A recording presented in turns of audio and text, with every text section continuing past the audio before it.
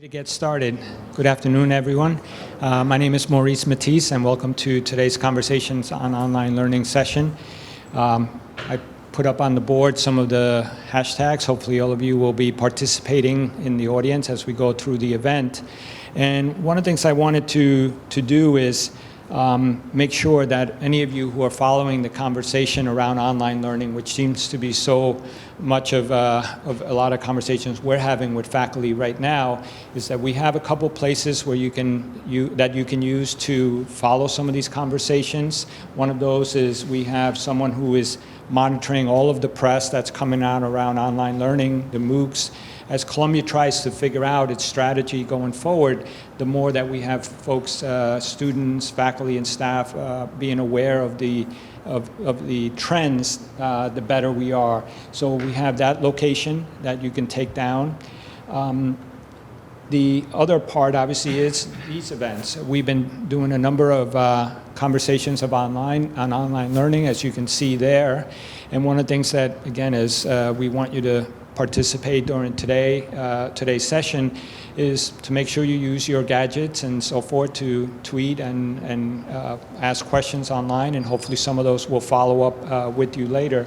But one of the things you can also let us know is how many of you have been attending some of the sessions, and you can follow there by doing that poll, and we'll check and see what it looks like for this group. Some of you who will say that you've been here before, we've had Daphne Kohler from Coursera, Jeff Selingo, and Candace Thiel, Jeff from the Chronicle of Higher Ed, and Candace Thiel from the Carnegie Mellon's Open Learning Initiative. And all of these are captured on YouTube, on the YouTube channel, and the URL is there if you wish to look at any of those later on, the bit.ly URL. One of the things that we've been trying to do is make sure that we can deal with the tough questions, and I have stolen some of these questions from Srinivasan, who started and helped start this series before he left to the Metropolitan Museum. But again, I think these are the questions that I think we all have to grapple with, and just as a reminder of why we're doing some of these. What we have for the fall, we have today's session, which I'll go into a little bit more.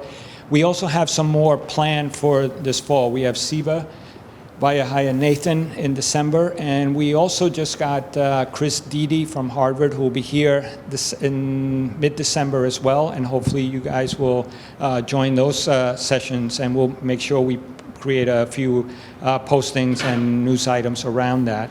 So let's just take a quick look and see at the poll and see how it's looking. And again, we've had a few people who've attended at least a couple of sessions, and others who have just made it to one. Let me move on to today's event, return to full screen here. So today we have Audrey Watters. She is the editor, writer, the whole thing of Hack Education. How many of you read Hack Education or have read some of the blog posts? Okay, quite a few. Excellent. I should have done that as the poll. We got quite a few number. And one of the things last semester we had a lot of people who are big proponents of online education, almost cheerleading the trend. One of the things we wanted to do this semester is bring on some folks who, as we described them last semester, as maybe more skeptics, people who had some different views and didn't follow necessarily the major trends. And Audrey is someone who, if you've read some of her work, certainly follows that idea. And one of the things I think we like the most is rabble-rouser. We like rabble-rousers at Columbia. So without further ado, I'm going to turn it over to Audrey, and she will be talking about student data as the new oil. Okay, thank you.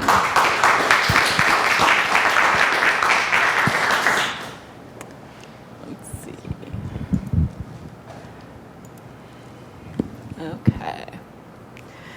Thank you. I'm incredibly honored to be here today. Columbia University has a really special place in my heart. I never attended but my uncle Jim did. He graduated in 1960, and he still actually lives in the rent-controlled apartment that he moved into after graduating down on 98th and Broadway. So I know. I should be a lot nicer to him than I probably am. But he became an entertainment journalist. He worked for Life and for People magazine. Now, I grew up in Wyoming, and Uncle Jim, when he left to come to New York City, never came back. It's not actually that surprising. I mean, he would come back for Christmas for like 48 hours to say hello to the family. And when he came back, he always had the best stories, and oftentimes some really great movie swag as well. But to me, he represented escape. He represented escape from Wyoming, escape to New York. He was all things New York City, all things Big Apple. He knew movie stars. I was with him one time in the airport, and he pointed out Isabella Rossellini, and I was like, who's Isabella Rossellini? He was a Democrat. Those are the things, knowing movie stars and being a Democrat were sort of the sorts of things that you don't actually find a lot of in Wyoming, except for maybe in Jackson Hole. And then he was a writer. And so growing up, I really wanted to be like my Uncle Jim. I wanted to reject the conservative constraints of home. I wanted to live in a big city, and I wanted to be a writer. And I was really thrilled and then sort of panic-stricken when I took an aptitude test in junior high, and it gave me one job as a recommendation, and that was to be a freelance writer. I mean, I didn't even get like a backup choice, like dental hygienist or something. But finally, after years of dropping in and out of school, I dropped in and out of college, I dropped in and out of grad school, I didn't finish my dissertation, and I probably disappointed my Uncle Jimmy a lot along the way. I do actually fulfill that one career option that I was told to do, and I'm a freelance writer. I was always really intrigued by my uncle's profession and by his politics, and I have to say I often credit it to this university. I was really fascinated, particularly about, even though the Vietnam War era was after he attended, it affected my dad's generation more than my uncle's. I remember even at a very early age being really intrigued by the anti-war efforts here and the takeover of parts of this campus. And actually much of my work when I was in academia, I'm in recovery now, I'm a recovering academic, but was actually about student protest. Even before I started my scholarship on student activism, I have to confess it's a little embarrassing. I had this weird sort of crush on Mark Rudd. I don't know, like I think most little girls like my age probably liked Sean Cassidy, but for some reason I thought I liked Mark Rudd. I mean, actually in 2003, shortly after the documentary of the Weather Underground came out, Mark Rudd, I had a chance to hear Mark Rudd speak. He's actually a math instructor currently in New Mexico at a community college, and he came to the University of Oregon where I was working on my dissertation.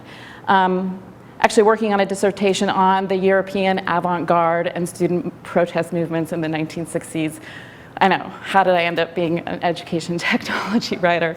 That's a different story. But, and at the time, Eugene, Oregon was a real hotbed of activism as well. Sort of comparable perhaps to the sorts of things that Rudd had experienced. And after we had the screening of the movie, he was part of the Q&A session, and someone in the audience asked him about the government surveillance capabilities. Now granted, this was a decade ago, but I remember really clearly his response. And of course, you know, Mark Rudd and the members of the Weather Underground were surveilled by the government as part of COINTELPRO, which was a covert and illegal, oftentimes, effort to sort of surveil and infiltrate radical groups in the 1960s. And I think the question coming from the audience in Eugene was really a question about sort of, is the government able to watch us today? What does the government know about us today? And Mark Rudd sort of scoffed at the question, and he said that even with the enhanced capabilities of computers, that he just didn't really think that the government would know much about us. He thought the investigators weren't that good at sifting through data. He said that really, even with computers, surveillance was going to be very much dictated on what the politics of the questions, the things that police were asking for, rather than just sort of discovering people who were committing crimes.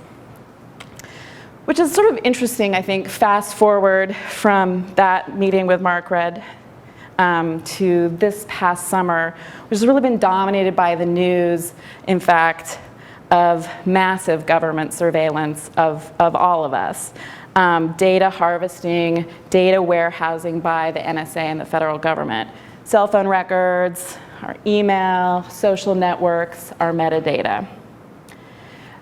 All of this, I think, is a very long-winded introduction to what I want to talk about today, which is data mining and education.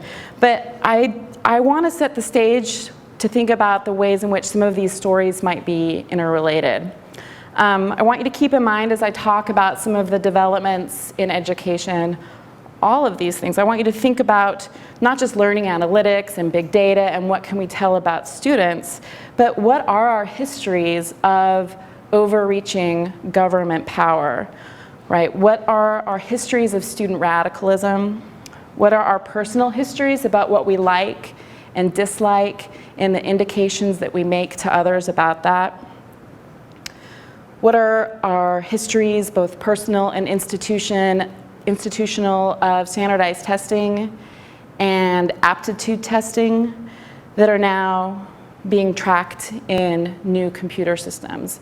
And as these new data systems grow, how do these things shape who students become, right? How will data analytics change the things that students become? And of course, the emerging fields of education data analytics and learning analytics do not frame themselves in terms of Big Brother and surveillance and policing. I mean, not explicitly.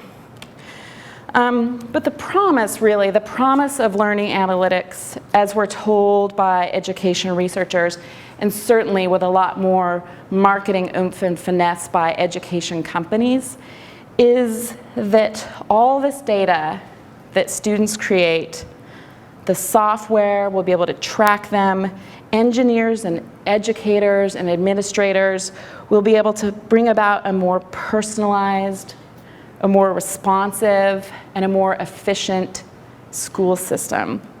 Better outcomes is what we're told, which I think we can sort of be a little cynical about and interpret as maybe higher test scores or better college completion rates.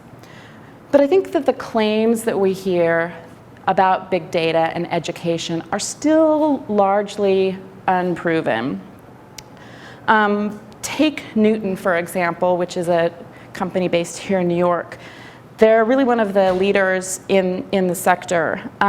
They were once in the highly lucrative business of test prep, but they've now sort of rebranded to say that they're offering adaptive learning.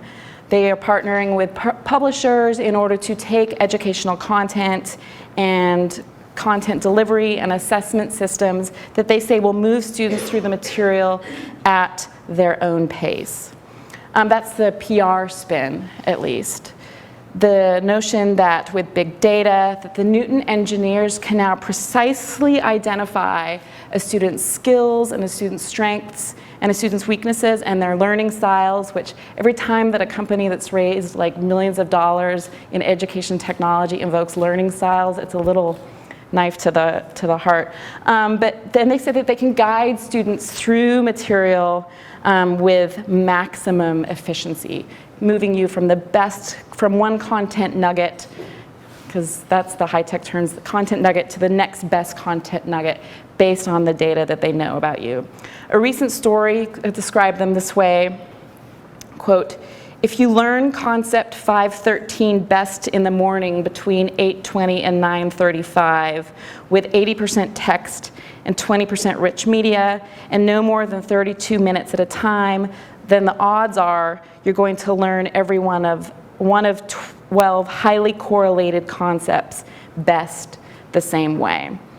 So Newton boasts that in order to do this, that they have over 1 million data points created by students on their platform every day. All of these feed their algorithms, all of these feed their recommendation engines, all in turn in the service of delivering lessons that are perfectly and personally adapted to the students. 1 million data points a day. That's a slightly different stat that they give is also 1 million data points for each student who are on the Newton platform for one course in the semester.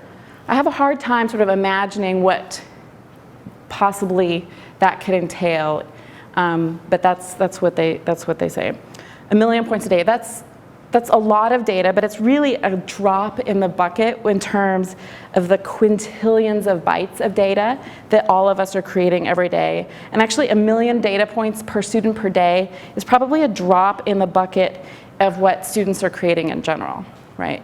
On both formal and informal systems, in the tools that they've been assigned and are required to use for their classes and the ones that they're using on their own.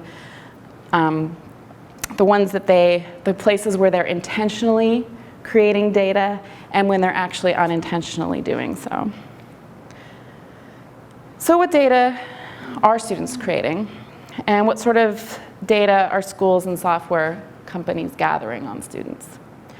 Traditionally, I think we thought about student data in terms of the educational record, right? Student's name, their demographics, their major, the years that they attended, their final grade. Student data also includes the things like your behavioral records. Some of us may have heard, this will go down on your permanent record. Not all of us, some of us. But then there are other things too, right? Your attendance, the grades on individual assignments, perhaps your GPA for a course. But as we have more and more computers and more systems across the campus and in our daily lives, the places in which we're gathering student data are really increasing. There's the data when you swiped your card to say that you walked into Butler Library today, right? The school ideally knows how long you were here and when you left again. What did you check out? Did you visit the gym? Do you participate in any intramural sports? What did you buy at the cafeteria? What did you buy at the bookstore? Are there minutes filed someplace for the student meetings that you've attended? What time did you come into the dormitory? What time did you leave the dormitory? Of course, most of this, thanks to the way in which institutions of higher education work, much of this data is actually siloed in places that no one could get to, even if you had a really awesome dissertation on the subject of student check-in and check-out times from the library. They're absolutely disconnected and probably pretty hard to get to. But actually more and more companies are starting to recognize that there's something there. And they're starting to work together to sort of aggregate student data across various systems and then, of course, sell it back to the schools. Right, so that's the sort of stuff what's in the learning management system. The clicks, the times that students have logged in. How long have they been on the learning management system? What did they do on the forums? Did they make comments? What kinds of comments? When did they comment? We do sentiment analysis on what sorts of comments they made. What sort of internet usage do students make on campus, right? Are they sending emails? Are they receiving emails? God forbid, are they BitTorrenting the latest version of The Walking Dead surreptitiously in their dorm room?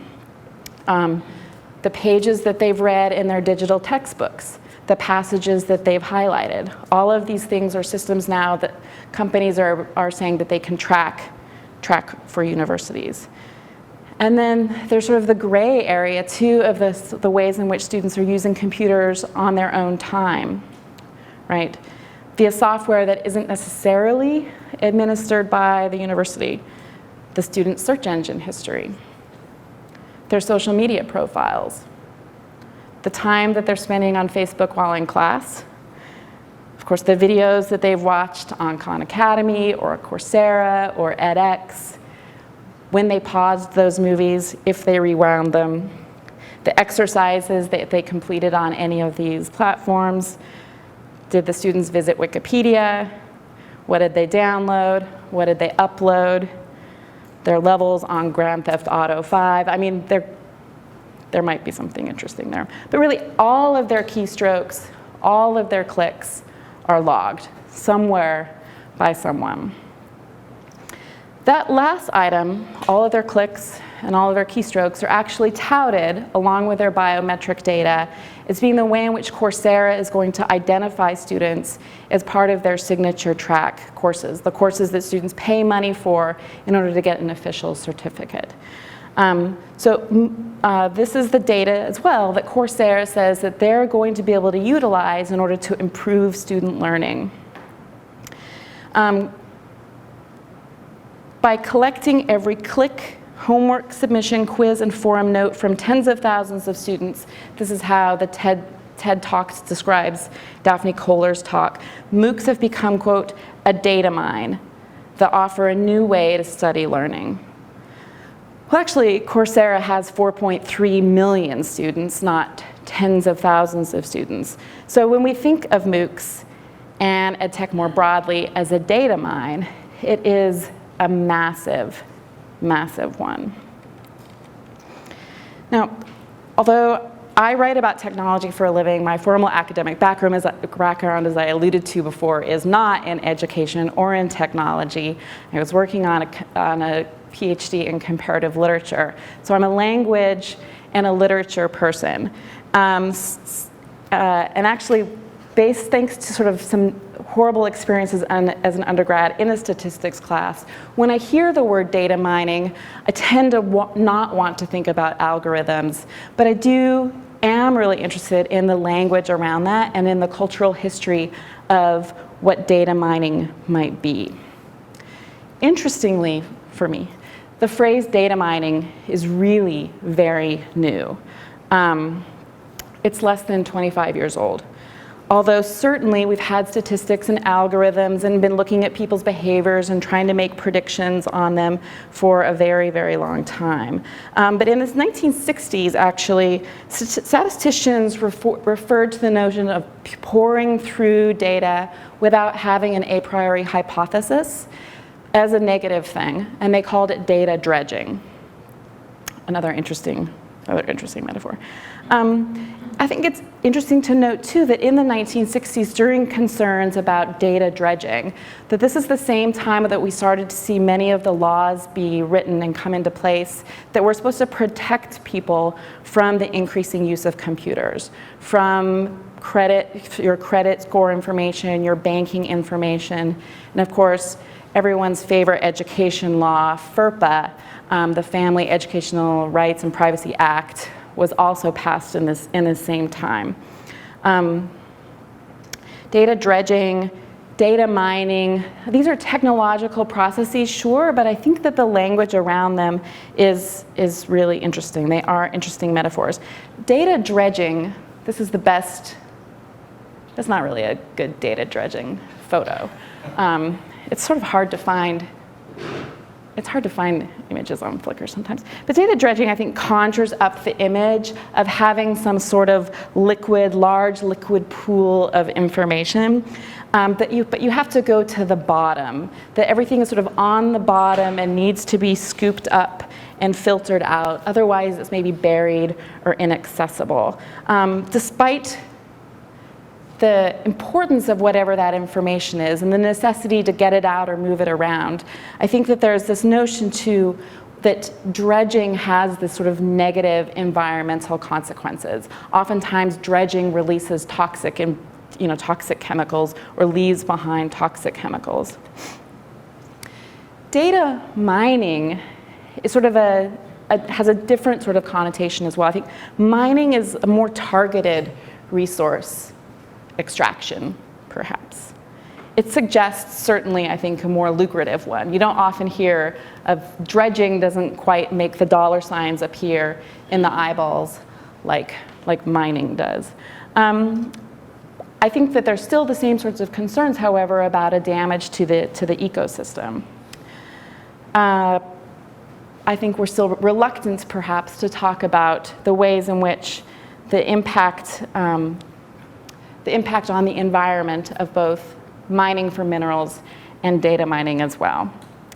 Nevertheless, all the headlines read, "Data is the new oil." Data is just like crude, said one market analyst, quote, it's valuable, but if unrefined, it cannot be used. It has to be changed into gas, plastic, or chemicals to create a valuable entity to drive profitable activity. Data must be broken down. It must be analyzed in order to have value. Another quote, "Data is the new oil," says one investor. Startups must locate and mine resources that remain untapped. The World Economic Forum, gosh bless them, says data is the new oil. In practical terms, data could be equivalent to your personal money. I don't even know how to interpret that without being horrified. But data is the new oil. Tech bloggers, journalists alike. Data is the new oil. The earliest reference I can find to this phrase is 1999. Information is the new oil, said Greenplum, which was a database business analysis company. Will drill for new sources of information. Now, of course, let me remind you, I'm from Wyoming, the land of Dick Cheney. I apologize. 48% of my home state is public land, but the mineral rights are leased to private companies for natural gas, coal, uranium, and of course oil. And I think that tension between a public resource and private resource extraction is a pretty interesting one to think about, particularly in terms of education data, which exists in both that public and personal or private realm. Wyoming is also the site of the Teapot Dome scandal, which before Watergate, which before Snowden was the big government scandal. I'm not sure, if you're from the East Coast, perhaps you didn't have to learn about the Teapot Dome scandal in school. But that was when the Harding administration gave private companies rights to mine, to mine for oil without having to go through the proper bidding process. So when I hear data is the new oil, I tend to think about these sorts of histories, the sorts of relationships that have long existed between government and corporations and the public resources. I mean, I do understand in an energy hungry and fossil fuel reliant economy that this is perhaps supposed to be an exciting metaphor to use. And I do think it's worth noting that some data scientists have sort of tried to complicate what this, how this metaphor is used. Jer Thorpe, who's an educator, who was the data scientist in residence at the New York Times here, he's argued that the metaphor is flawed.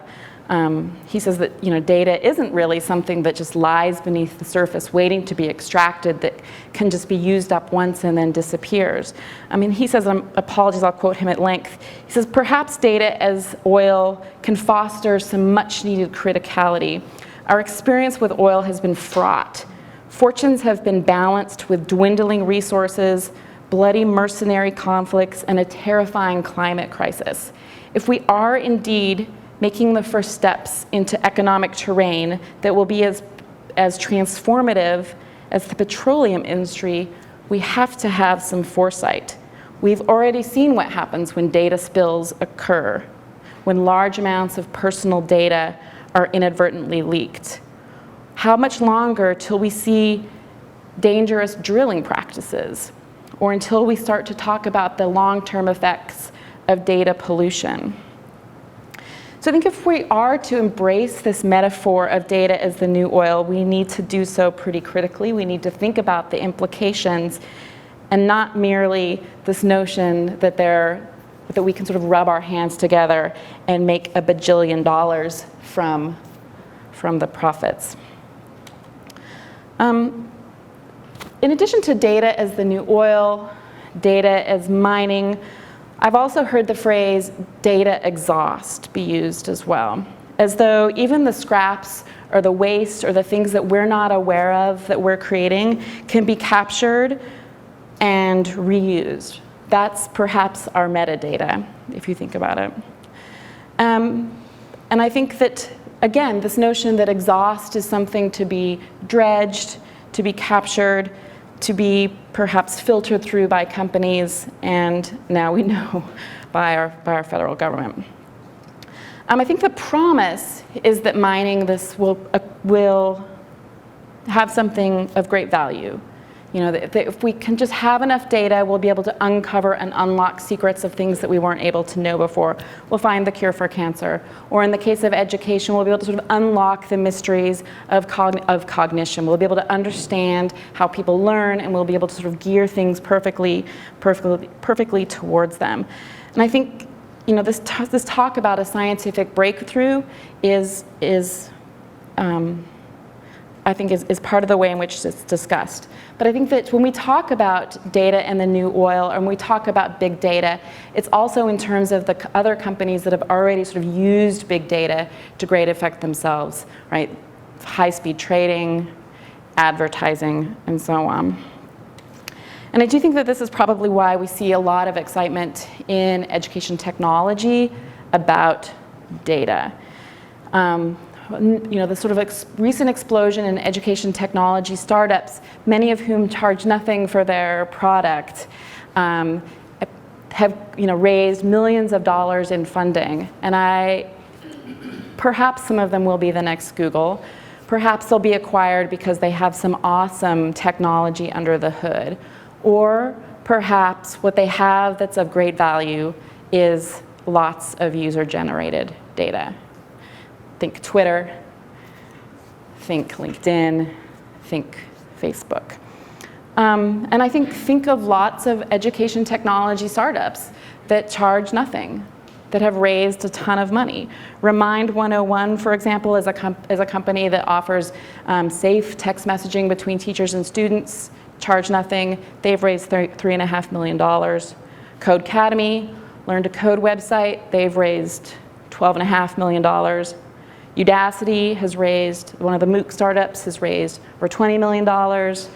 Edmodo, which is a social network for schools, free, they've raised $40 million. Coursera, of course, has raised $65 million. What's valuable in what they've created? Is it the technology? Is it the content? Or perhaps, is it the data? I think it's interesting to think about, I mean, I don't want to argue that technology doesn't have the ability to sort of to really transform the way in which we teach and learn. But when it comes to what sort of investors are interested in, you know, I think it's worth thinking about what that is. Diana Lodriard, who's a professor in London, said that she was very skeptical that investors were sort of spending millions of dollars to invest in these companies in order to nurture students. And she felt as though it was quite wrong that students, particularly students who were using the MOOC platforms, those who really wanted and needed perhaps to have access to a free education, were sort of this new land in order to have their data mined. If we think of education as the new oil, are we extracting value from students? Are we delivering value? Are we cultivating value? Cultivation is a very different metaphor. Are we cultivating value, or are we extracting it? And I think it's important to ask sort of who owns student data. Despite the privacy protections that FERPA provides, the privacy protections around the student record, it's not clear, according to FERPA, who owns the data. The school is the guardian of the data, but because of changes to the law, it's actually quite easy for schools to be able to share data with the software companies that they've partnered with. And I think what's also important to think about is that FERPA only covers students who are enrolled in certain kinds of classes that take certain kinds of federal dollars. So if you are enrolled in a school or in an educational opportunity or in an online website, learning website that doesn't fall under FERPA, then no holds barred on your education data. The terms of service, I know, like nobody reads the terms of service, but I'm going to read the terms of service out loud to you from the World Education University, which offers free online ad-supported classes. WEU may share your information with a third party outside of our organization as necessary to underwrite free educational offerings. We may contact you about specials, new products or services, or any changes to the privacy policy. And I think, I think that we still have to ask whether your education is ad-supported or whether it's foundation-supported or venture-supported or whether you're paying out of your pocket. Again, who owns student data and what's happening to it? Technology writer Douglas Rushkoff often jokes, if you're not paying for the product, you are the product. But I think the metadata I think that it's actually far more complicated than that. We're paying for lots of products, and our metadata is still sort of being used, oftentimes without our knowledge or consent. And certainly, I think in the case of many students who aren't really aware of what's happening. And so I think it's interesting to think about what will the role be in a future that has more and more big data, more and more reliant on algorithms. How will big data and learning analytics sort of shape the future, shape the decisions that we make in classrooms, as students, as administrators, as parents? Degree Compass is an interesting startup. It was founded at the University of Austin Peay in Tennessee. And the point of it was to take students' performance in certain classes and then recommend to them classes to take. It was building a recommendation enrollment engine to sort of be able to tell students which classes they would do well in. According to their website, they say the system, which is in contrast, they want to make it very clear to Netflix, does not depend on which classes are popular, which classes are liked. Instead, we use predictive analytics based on grade and enrollment data to rank courses according to factors that measure how well each course might help the student progress through their degree program. We look at a ranking is overlaid with a model that predicts the courses which students will achieve their best grades. In this way, the system strongly recommends a course which is necessary for a student to graduate, core to the university curriculum, and which a student will get a good grade in. The students find this to be a pretty good deal because they get recommended classes that they'll do well in. There's some concern if this is going to steer students away from content or from classes that might be challenging and that might damage their GPA. This company was acquired by a learning management system earlier this year for an undisclosed amount of money. Now, certainly suggesting courses and career paths is not a new thing. Just like that aptitude test I took back in junior high. That aptitude test asked me questions like, do you want to work outside? No. Do you like to lift heavy objects? No, not at all. Do you like to read and write? Yes, I would like to read and write. Do you like to be in charge? That sounds like too much pressure. Do you like to take orders? Hell no. So that's probably why I wasn't even given the choice of being like an editor or something. I'm just a freelance writer. But this is actually a long-running thing. It's called the Strong Interest Inventory Test that's been around since the early 1920s to help sort of gear students into making certain decisions. But it's gearing students made on their preferences, which is a very different thing than these other external, other data-oriented factors. But I think that you can imagine sort of this notion of taking the strong interest inventory and then saying, my God, but now we have more data. What happens if we have more data? What happens if we have better data? Aren't we going to be able to sort of make better predictions about what students will do? Couldn't we maybe identify the students who will be the most successful academically? I mean, imagine universities being able to find out, particularly if Obama wants to rank your school based on how well your students do. I mean, how will that change the way in which we recruit students to universities? What if we could identify which students will be dropouts? Maybe what support systems will we put in place to help them? How will we intervene? Or perhaps we won't recruit them in the first place. What if we could know if your performance in Algebra 1 indicated your credit ranking? I mean, imagine how banks would love to have that sort of thing. Imagine if we could identify how many history classes you took, whether or not you would vote Republican or Democrat in the upcoming Senate race in New Jersey. Imagine that we could identify students who would make great biochemistry majors. There's a need for biochemistry majors. Maybe we should identify and sort of push students into that. Of course, then you have to ask, are we ever going to create a system that's going to encourage students to be art history majors or encourage them to be freelance writers? I think you can probably answer that for yourself. Probably not going to sell a lot of software for that to administrators. But what if we could identify which students would be really successful entrepreneurs? What if we could identify which students are more likely to donate large sums of money back to their school after they graduate? There's so many potentials for schools. What if we could identify the students who are prone to be radicals, who take a certain number of classes and then become dissidents, right? What if we could share that information with the proper authorities?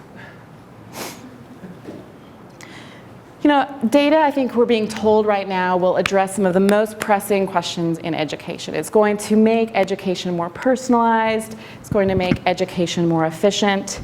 But I think it's important to ask sort of not just about the data that we're gathering, but what sorts of algorithms are we building around it? Who are asking the questions? What sort of models are we building? And that's why I think this notion of the metaphors that we're using to talk about data and data mining are probably more connected to the models that we're building than the engineers are willing to address. I do think we need to ask, what does it mean if we've decided that student data is the new oil? What does it mean to students? What does it mean to the relationship from schools to the corporations that are mining and extracting it and selling it back to us? What is gained when we've decided that we're going to have a future in which is so data-driven and algorithm-driven? What's gained and what's lost? Are we depleting resources? Or are we creating new ones? I think who profits? Who really benefits? And as it stands today, I'm not at all confident that the answer to that question really is students. So, thank you.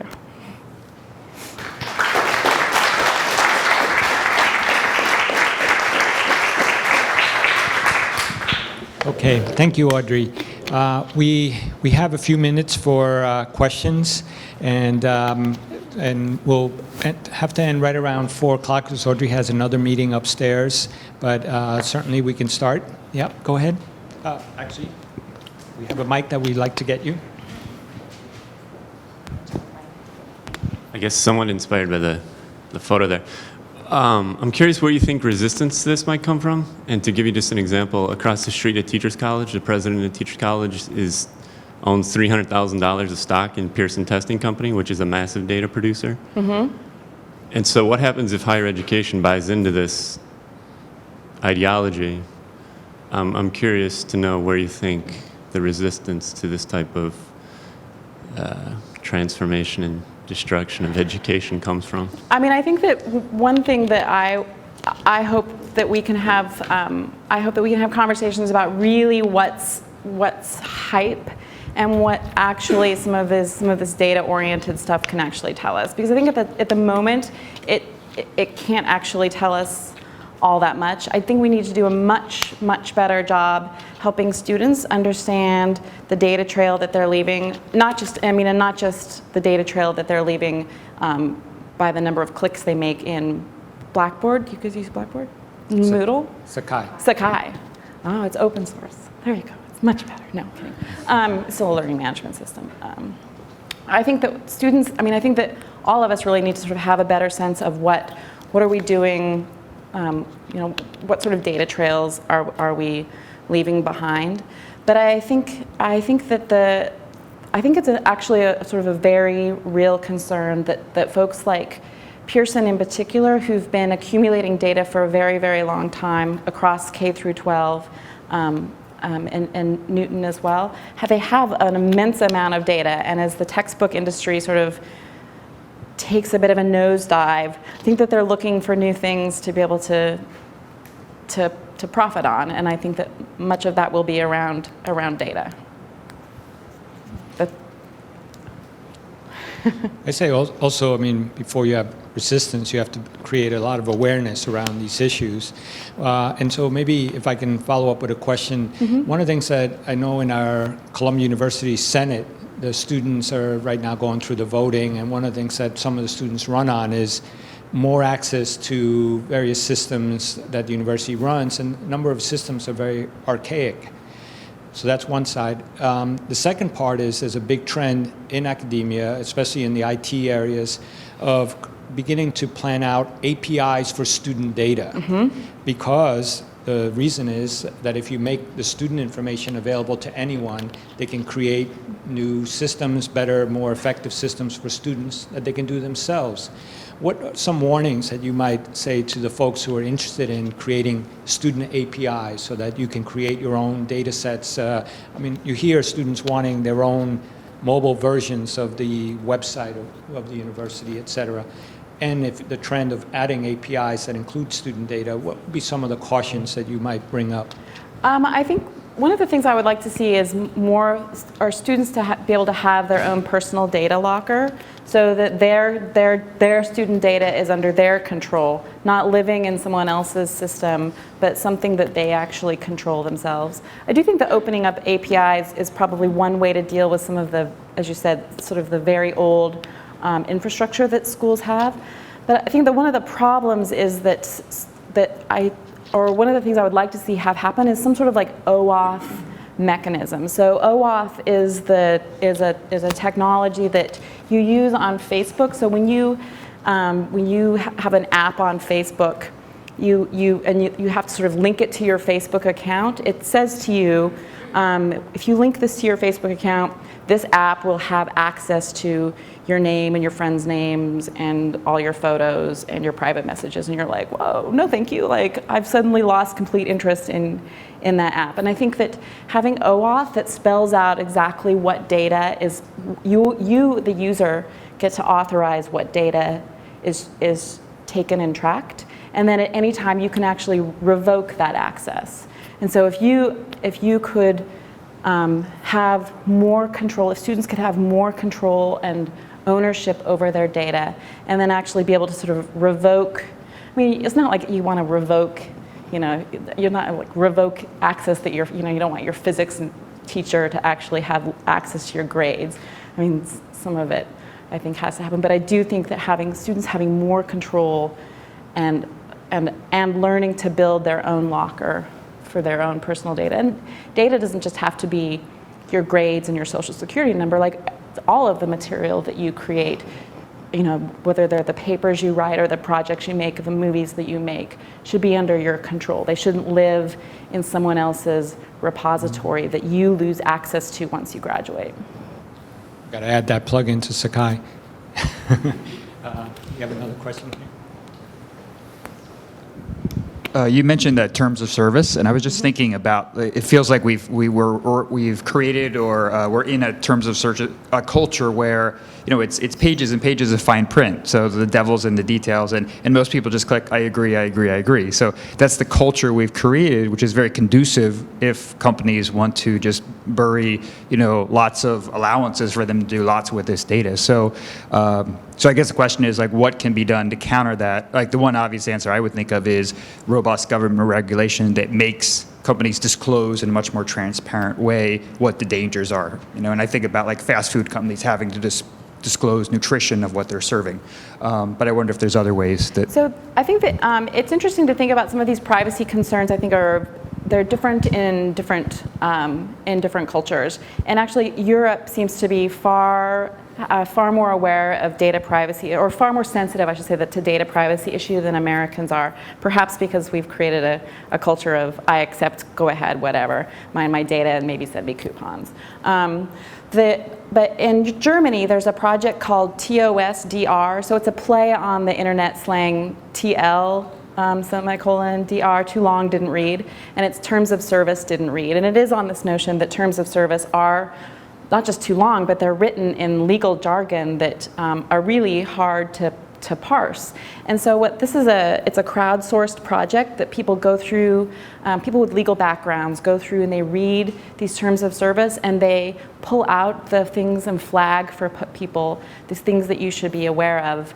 And they primarily right now they're dealing with sort of consumer-oriented software. They do have some games, like it's impossible to ever delete your account on World of Warcraft. I mean, I don't know if that raises like privacy flags for some people, but some people might be very concerned that if you ever decided to sever ties with Blizzard Entertainment, you cannot. And so they pull out those sorts of things and make them really explicit. And I would love to see the terms of service added for some of the MOOCs in particular and education technology companies added to a thing like that, so that students and faculty could sort of have a place to go and say, wow, there's no way I'm going to use X, Y, or Z product because it looks like they're taking ownership of my IP or my student's IP or selling ads against it or things like that.